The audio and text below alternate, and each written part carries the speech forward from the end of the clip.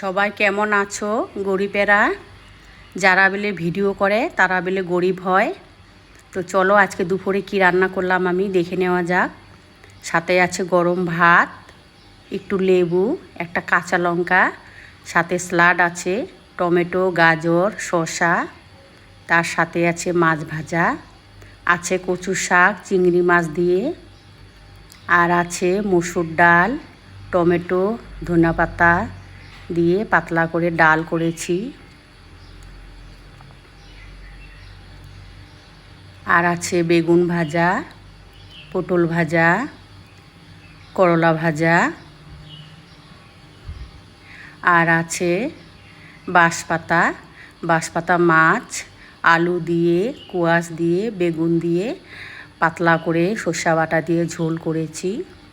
আজকের থালিটা কেমন লাগলো তোমাদের সবাই কমেন্ট করো। আর তোমাদের বাড়িতে কি রান্না হয়েছে সবাই কমেন্ট করো। আর সবাই ভালো থাকবে আর সবাইকে সাপোর্ট করো। চলো টাটা।